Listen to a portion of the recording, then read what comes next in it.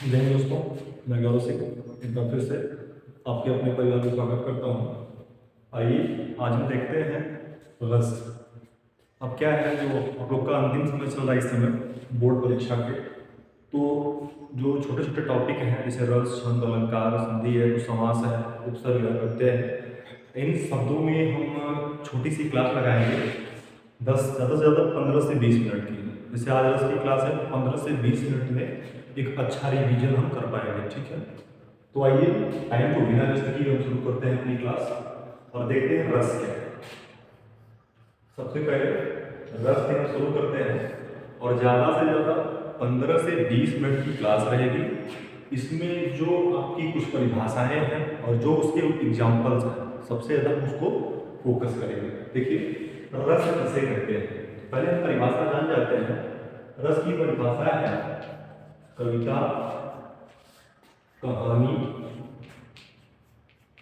तथा नाटक। कविता, कहानी तथा नाटक आदि को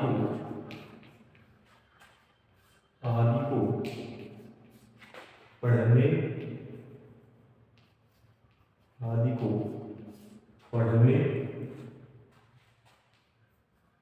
सुनने तथा देखने से हमारे हृदय में जो भाव उत्पन्न होता है,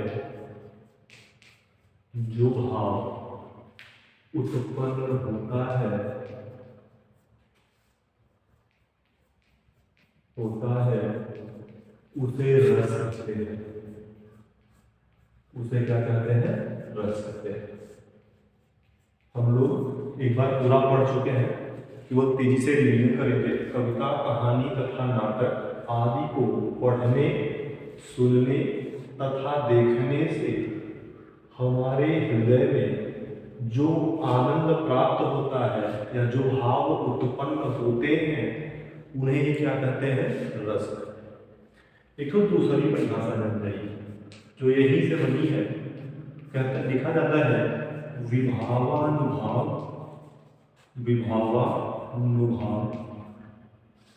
व्याभिचारी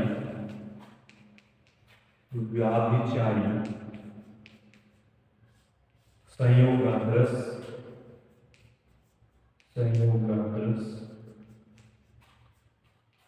रस निष्पत्ति।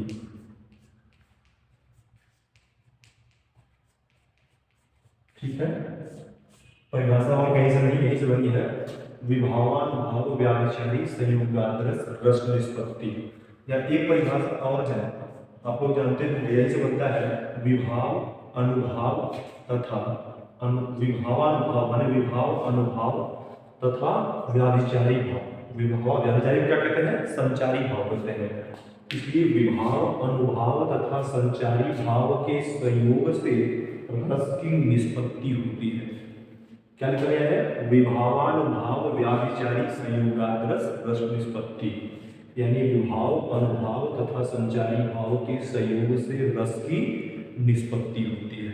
ठीक है, तो ये तो हो गई परिभाषा। अब हम चलते हैं रस के अंग पे। देखिएगा अगली परिभाषा आप लोग इसमें लिख लीजिएगा। आगे देखते हैं रस के अंग। आप लोगों ने खूब पढ़ा होगा कि रस के 4 अंग होते हैं। रस कितने प्रकार के होते हैं? 4। रस के 4 अंग होते हैं या 4 अवयव होते हैं। पहला है अस्थाई भाव,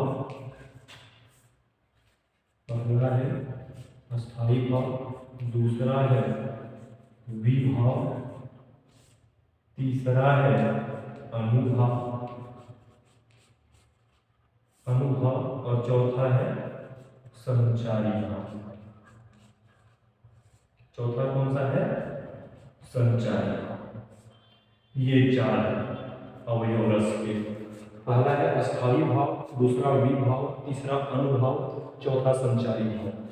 अस्थाई भावों की संख्या कई बार पूछी गई है, याद रखिएगा। अस्थाई भावों की जो संख्या है वो 9 होती है। दूसरा है विभाव, विभाव की संख्या पूछी जाए, विभाव की संख्या 2 होती है। तीसरा है अनुभाव, अवभावों की संख्या 4 होती है। और चौथा है संचारी भाव, संचारी भाव को भी व्याभिचारी भाव कहते हैं। इसकी अगर संख्या पूछी जाए तो कहिएगा 33 यानी 33 होती है। ये तो हो गई संख्या, जिनमें से हमको पूरा फोकस किस पे देना है, अस्थाई भाव पे। यानी हमारे एग्जाम में जो क्वेश्चन बनते हैं वो किससे बनते हैं, अस्थाई भाव से। अस्थाई भाव को हमें अच्छे से पढ़ना है। अच्छा हाँ समझिए, यही समझ जाइए। अस्थाई भाव कहते किसे हैं, जो हमारे मन में दबे हुए भाव होते हैं उन्हें ही अस्थाई भाव कहा जाता है।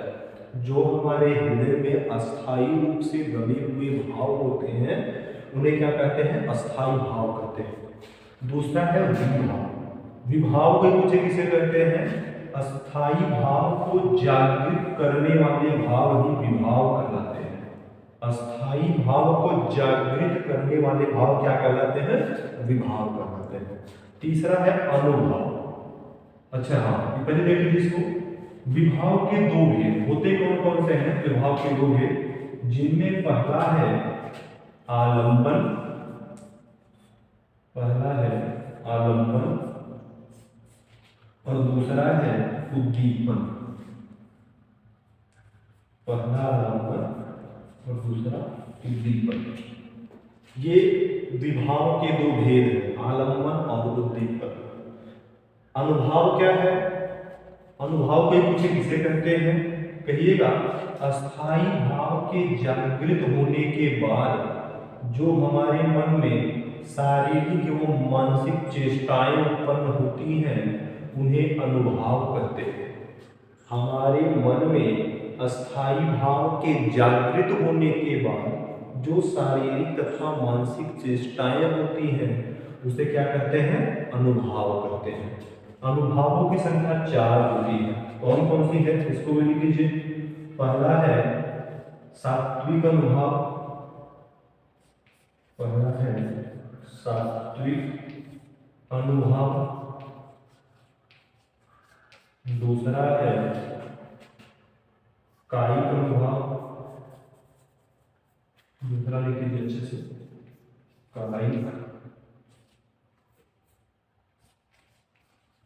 कायिक अनुभाव, दूसरा लिख लीजिए कायिक अनुभाव। तीसरा है वाचिक अनुभाव, तीसरा है वाचिक और चौथा कौन सा है, आहार्य अनुभाव। पूछा नहीं जाएगा आपसे, केवल जानते रहिए ऊपर से। अनुभाव के 4 भेद, पहला है सात्विक अनुभाव, दूसरा है कायिक अनुभाव, तीसरा है वाचिक अनुभाव और चौथा कौन सा है, आहार्य अनुभाव। ये 4 अनुभाव के भेद होते हैं, इनको जानते रहिएगा। अब हम चलते हैं। अच्छा हाँ, संचारी भाव किसे कहते हैं, कोई पूछे तो हमारे मन में अल्प समय के लिए उठने वाले भाव को संचारी भाव कहते हैं। जो हमारे मन में अल्प समय यानी थोड़े समय के लिए जो भाव उत्पन्न होते हैं उसे क्या कहते हैं, संचारी भाव कहते हैं। ठीक है, अब हम चलते हैं पहले जो हमें पढ़ना है, मूल है, वो है अस्थाई भाव। क्लियर करते हैं। देखिए पहला हम लोग पढ़ेंगे, पहला कौन सा है, अस्थाई भाव। देखिएगा अस्थाई भाव, पहला है अस्थाई भाव।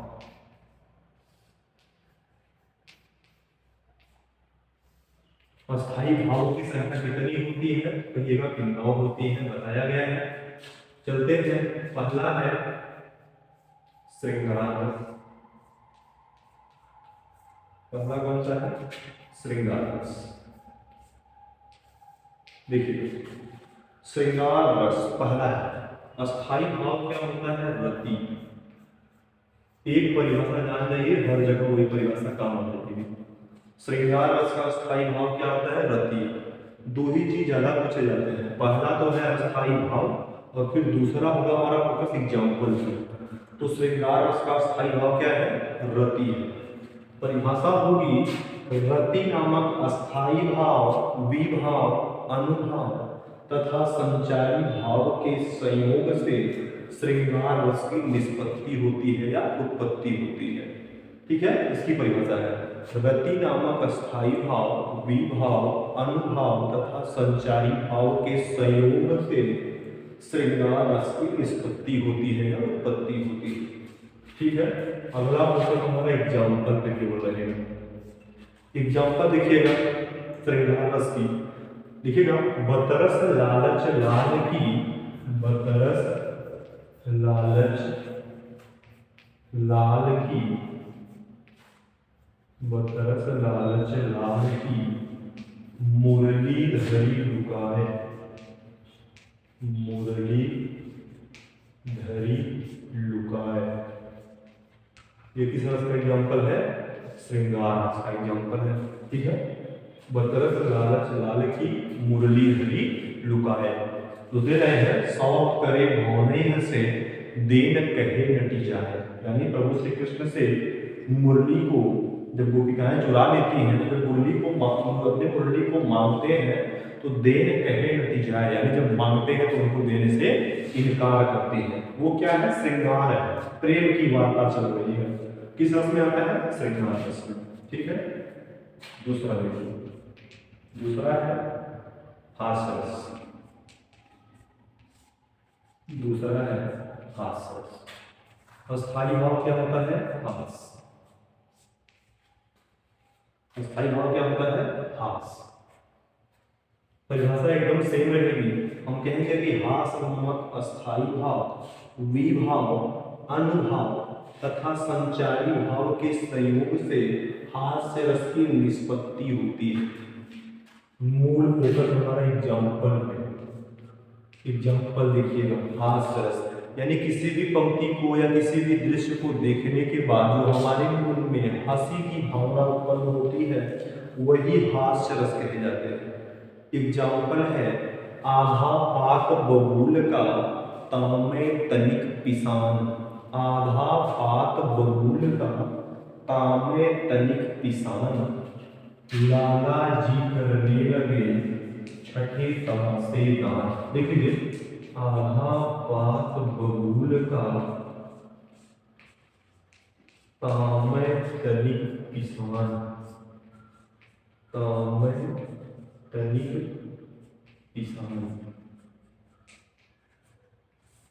दूसरी लाइन है लाला जी करने लगे छठे तमाशे दान। यानी भिखारी आया था भीख मांगने के लिए, तो कह रहे आधा पाक, पाक माने पत्ता, भिखारी को आधा पत्ता दे रहे, बबूल का आधा पत्ता, और उस पे तामे तनिक पिसान माने चुटकी भर आटा दे रहे हैं। किस रस में आता है? हास्य रस में। हास्य जैसी पंक्ति है। और एग्जाम्पल आप लोगों ने सुना होगा, दूसरा एग्जाम्पल आप लोग लिख लीजिए।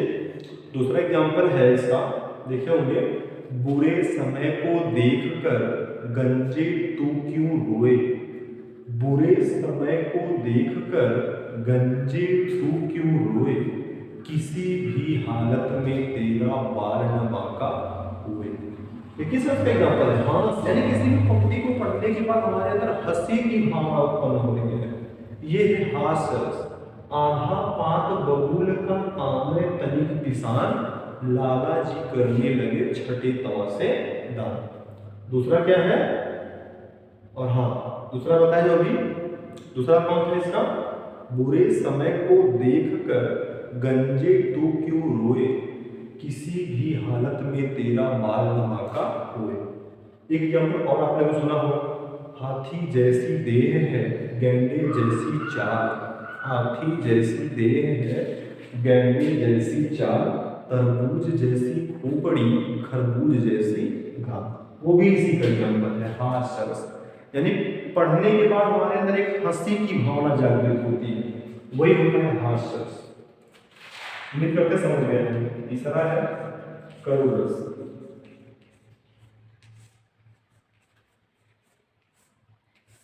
स्थायी भाव क्या होता है? शोक। करुण रस का स्थायी भाव क्या होता है? शोक। ऊपर के 3-4 सबसे ज्यादा पढ़िएगा। पहला है श्रृंगार रस जो सबसे मेन है, दूसरा है हास्य रस, तीसरा है करुण और चौथा है वीर। इन 4 रस को पढ़ के रखिएगा सबसे ऊपर वाले।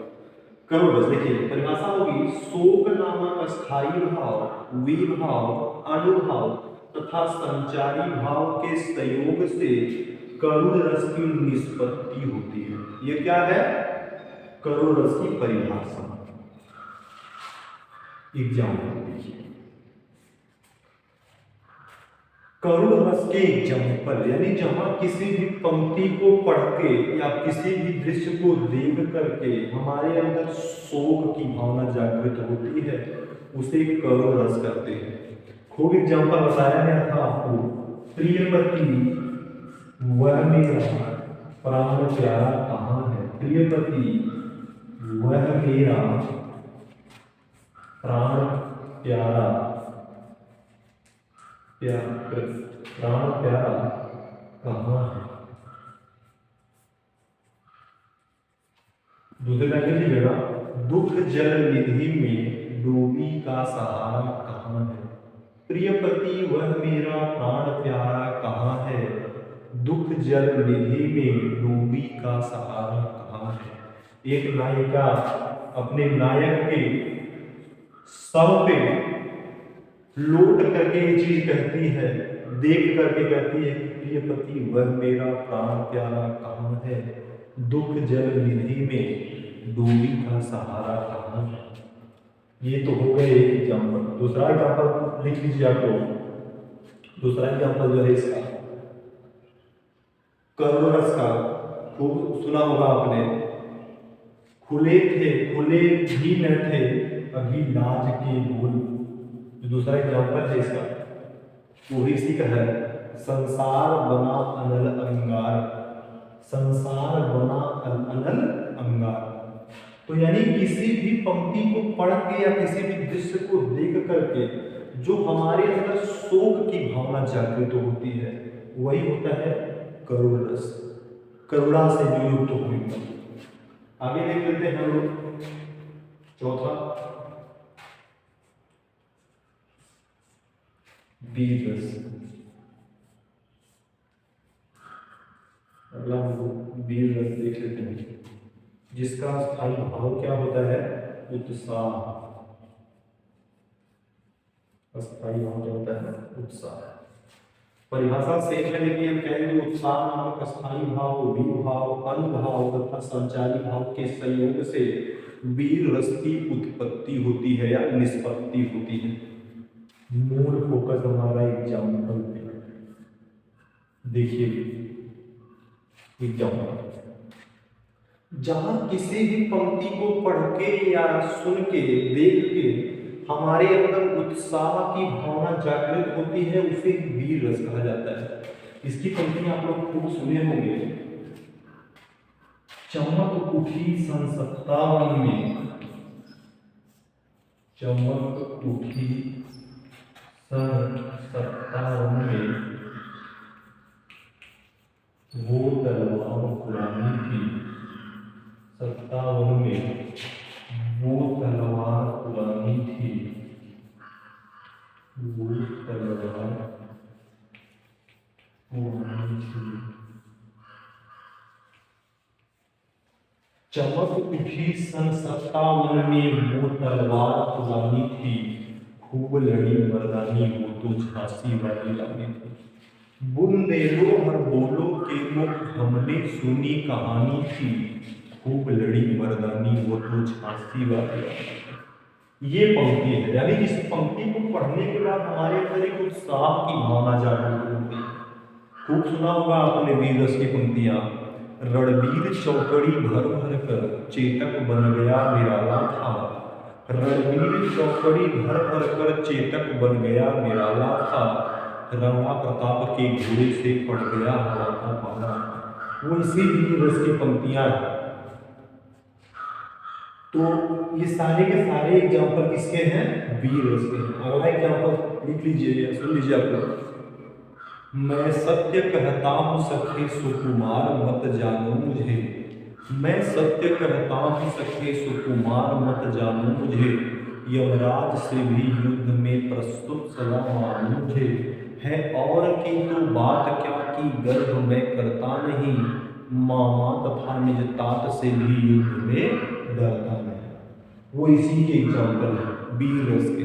यानी जहाँ किसी भी पंक्ति को पढ़ने के बाद हमारे अंदर एक उत्साह की भावना जागृत होती है, वो सारे के सारे किसमें आते हैं, वीर रस के एग्जाम्पल में। ठीक है, इतना आप लोग एकदम पढ़ के रखिएगा, ये 4 प्रश्न ऊपर के, इनकी परिभाषा और इनके एग्जाम्पल जरूर तैयार करके रखिए। आगे चलते हैं फिर करके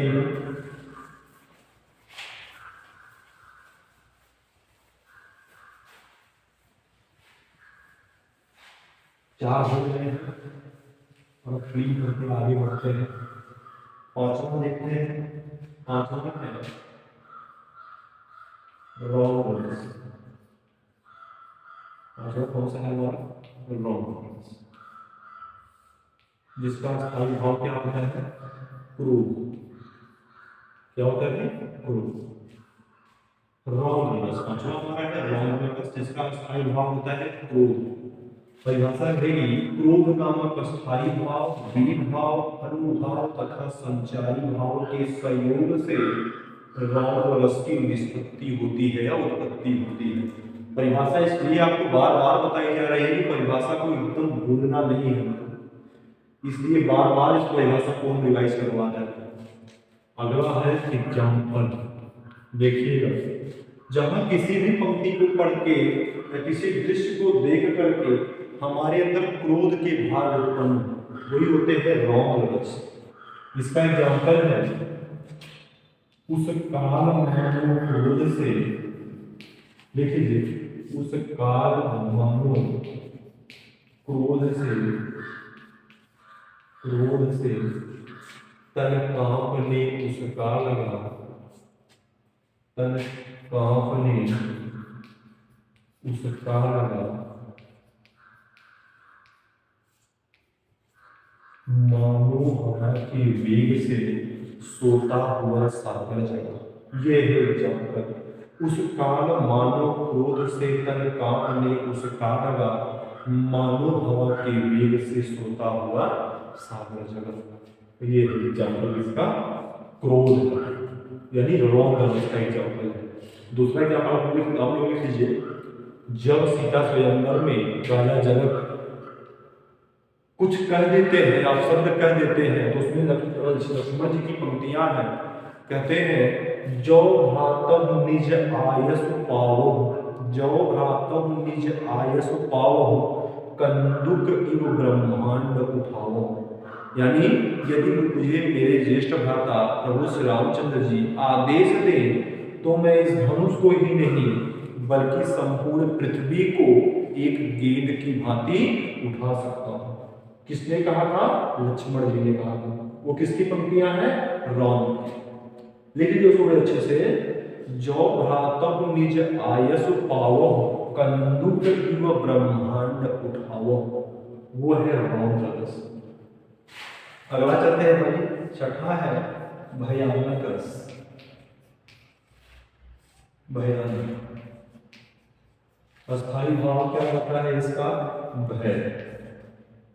परिभाषा एकदम सेम रहेगी। हम कहेंगे, भय नामक अस्थायी भाव, विभाव, अनुभाव। हमको 3 ही चीजें लगानी है, भय नामक अस्थायी भाव, विभाव तथा अनुभाव तथा संचारी भाव। भय नामक अस्थायी भाव, विभाव, अनुभाव तथा संचारी भाव के संयोग से भयानक रस की निष्पत्ति होती है या उत्पत्ति होती है। ठीक है, अगला देख लेते हैं एग्जाम्पल इसका। यानी किसी भी चीज को देखने या पढ़ने के बाद, किसी भी पंक्ति को, जो हमारे अंदर भय की स्थिति उत्पन्न होती है, डर की स्थिति उत्पन्न होती है, वो क्या होता है, भयानक रस। एग्जाम्पल देखिएगा, एक ओर अजगरही रखी, एक ओर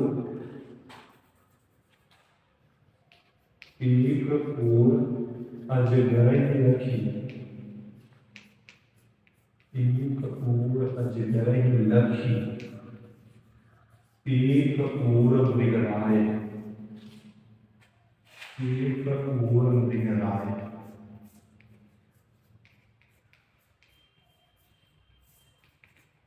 एक ओर अजगरहि लखी, एक ओर मृगराय, बिकल बटोही बीच में, परियो मूर्छा खाए। ये किसका एग्जाम्पल है? भयानक रस का, यानी भय की स्थिति उत्पन्न है।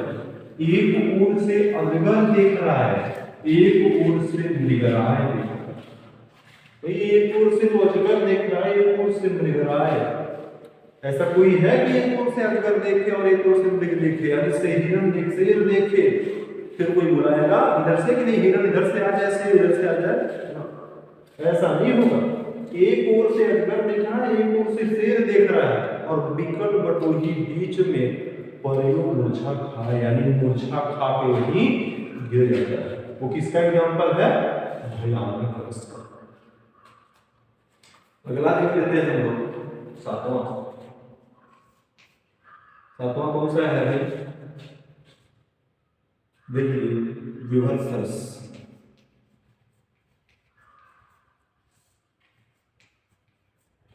जिसका स्थायी भाव क्या होता है? जुगुप्सा। जुगुप्सा, या इसी को क्या कहते हैं? घृणा। इसी जुगुप्सा को क्या कहते हैं? घृणा। देखिएगा क्या होता है। हम कहेंगे जुगुप्सा नामक स्थायी भाव, विभाव, अनुभाव तथा संचारी भाव के संयोग से विभत्स रस की निष्पत्ति होती है या उत्पत्ति होती है। इसका एग्जाम्पल देख लेते हैं। विभत्स रस, यानी जहां किसी भी दृश्य को देखने के बाद हमारे अंदर घृणा की भावना उत्पन्न होती है, उसे ही विभत्स रस कहा जाता है। जहां किसी को देखने के बाद हमारे अंदर घृणा की भावना उत्पन्न होती है, उसे विभत्स रस कहा जाता है। एग्जाम्पल देखिएगा।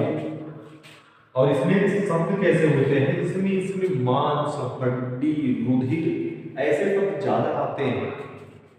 एग्जाम्पल लिखिएगा। जह तह मज्जा मांस लखी, जह तह मज्जा मांस रुधिर, रुधिर लखी, परम बलहारी।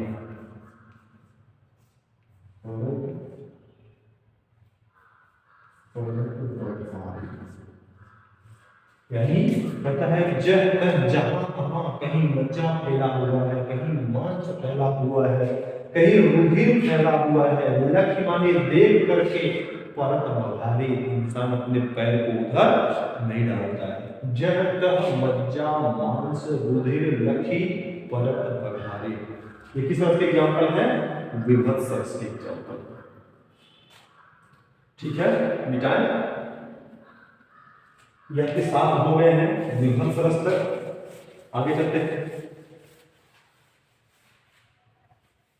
आगे देखिए भाई, 7 रस कंप्लीट हो गए हमारे, और 8वां है अद्भुत रस। देखिएगा, अद्भुत रस, जिसका स्थायी भाव क्या होता है? विस्मय। अद्भुत रस का स्थायी भाव विस्मय। परिभाषा से है कि विस्मय नामक स्थायी भाव, विभाव, अनुभाव तथा संचारी भाव के संयोग से अद्भुत रस की निष्पत्ति होती है या उत्पत्ति होती है। एग्जाम्पल देखिए इसे। यानी किसी चीज को देखने के बाद आश्चर्य प्रकट हो, आश्चर्यजनक चीज जिसको दिखाई पड़े, एकदम अचंभा रह जाए, वही होता है अद्भुत। कहते नहीं अद्भुत है, अनुपम है। इसका एग्जाम्पल क्या है? देखिएगा। एक देखी यशोदा, देखी यशोदा शिशु के मुख में, देखी यशोदा शिशु के मुख में, शिशु के मुख में सकल विश्व की छाया, सकल विश्व की छाया। माता यशोदा क्या करती हैं, अपने पुत्र कृष्ण के मुख में संपूर्ण विश्व को देख लेती है। क्या करती है भाई? संपूर्ण, सकल माने संपूर्ण संसार की छाया को देख लेती है। देखी यशोदा शिशु के मुख में सकल विश्व की छाया। ये किसका एग्जाम्पल है? अद्भुत है, अद्भुत है। दूसरा लिख लीजिएगा, एक अचंभा देखा रे भाई, एक अचंभा देखा रे भाई, ठाड़ा सिंह चरावे गाई, आगे पूत पीछे भय भाई, चेला के गुरु लागे पाई। यानी कैसे शब्द आ रहे हैं इसमें? अचंभा जैसे शब्द आ रहे हैं। उसका कहना है कि एक अचंभा देखा रे भाई, ठाड़ा सिंह चरावे गाई, आगे पूत पीछे भय भाई, चेला के गुरु लागे पाई। ये है एग्जाम्पल। ये हो गया 8। 9वां देख लीजिए इधर से। 9वां किसे कहा जाता है? 9वां कहा जाता है शांत रस को। शांत रस को क्या कहा जाता है? 9वां रस कहा जाता है। स्थायी भाव क्या है? निर्वेद। इसी को सम बोलते हैं। निर्वेद को क्या कहते हैं? सम। इसको किसने स्वीकार किया था? देख लीजिएगा, अभिनव गुप्त ने। अभिनव गुप्त शांत रस को स्वीकार किसने किया था? जो सम होता है, इसको अभिनव गुप्त ने स्वीकार किया था। 8 रस, जो 8 यहां तक पढ़े आप, इसको स्वीकार करने वाले थे आचार्य भरत मुनि। आचार्य भरत मुनि के अनुसार रसों की संख्या पूछी जाए कितनी होती है? 8। 3 क्वेश्चन बनते हैं। पहला बनेगा कि आचार्य भरत मुनि के अनुसार रसों की संख्या कितनी होती है? हम कहेंगे 8। अगर पूछा जाए कि मूल रूप से रसों की संख्या कितनी होती है? हम कहेंगे 9। या पूछा जाए कि रसों की संख्या कितनी होती है? कहेंगे 9। अगर पूछ दिया जाए कुल रसों की संख्या कितनी होती है, तब हम कहेंगे 11। 9 तो ये हो गए। 10वां देखिए, और दोनों कौन जुड़ जाते हैं? 10वां है वात्सल्य रस। 10वां कौन सा है? वात्सल्य रस, जिसका स्थायी भाव होता है वत्सल। अस्थायी भाव क्या होता है? वत्सल। इसको स्वीकार करने वाले थे सूरदास। वात्सल्य रस को किसने स्वीकार किया था? सूरदास जी। इसलिए ही सूरदास को वात्सल्य रस का सम्राट भी कहा जाता है। याद रखिएगा, सूरदास को वात्सल्य रस का सम्राट कहा जाता है। शांत रस परिभाषा भी जान लीजिए, फिर जब हो ही गया तो कहे छोड़ा जाए। शांत रस परिभाषा, जहां ऐसे शब्द आए जहां एकदम शांति का माहौल हो, यानी किसी चीज को प्रकट करने के लिए कोई उदाहरण दिया जाए, वो होता है शांत रस। एग्जाम्पल है, माटी कहे कुम्हार से मत रौदो तू मोए। किसका एग्जाम्पल है? शांत रस का। माटी कहे कुम्हार से मत रौदो तू मोए, एक दिन ऐसा आएगा जब मैं रौदूंगी तोए। ये किसका एग्जाम्पल है? निर्वेद का। यानी इसमें उपदेश जनक जैसे शब्द आते हैं, वही होता है शांत रस। दूसरा एग्जाम्पल आप लोग खूब पढ़ा होगा, जब मैं था तब हरि नहीं, अब हरि है मैं ना।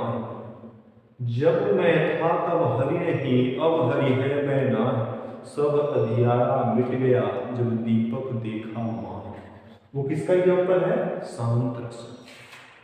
10वां जो है वात्सल्य रस, जैसे सूरदास का सम्राट कहा जाता है, यानी जो माता का बच्चों के प्रति प्रेम होता है, माता का बच्चे के प्रति, एक भाई का अपनी बहन के प्रति, और एक गुरु का अपने शिष्य के प्रति जो प्रेम होता है, वो वात्सल्य रस में आता है। किसमें भाई आता है? वात्सल्य रस में। ये है शांत रस और ये है वात्सल्य। वत्स माने बच्चा होता है, यानी गुरु का अपने शिष्य से, माता का अपने पुत्र से, और भाई का जो बहन से प्रेम होता है, वो वात्सल्य रस में आता है। और सूरदास को वात्सल्य रस का सम्राट भी कहा जाता है। एग्जाम्पल लिखिएगा कि लगत कान भुटुरुवन आवत माता यशोदा जी देखती हैं, कहती है किलकत कान घुटुवन आवत, यानी कृष्ण किलकारी मारते हुए घुटनों के बल चला आ रहा है। किसका एग्जाम्पल है? वात्सल्य रस का एग्जाम्पल है। दूसरा एग्जाम्पल लीजिएगा, यशोदा हरि पालना झुलावे, इसी का है। माता यशोदा अपने पुत्र प्रभु श्री कृष्ण को पालने में बैठा करके झुला रही थी। यशोदा हरि पालना झुलावे, किलकत कान घुटुवन आवत, वो इसी रस के एग्जाम्पल है, वात्सल्य रस। 11वां देख लीजिएगा, अंतिम है भक्ति रस। भक्ति रस जिसका स्थायी भाव होता है अनुराग। क्या होता है भाई? अनुराग। ये है भक्ति रस, अनुराग। इसको स्वीकार करने वाले थे रूप गोस्वामी।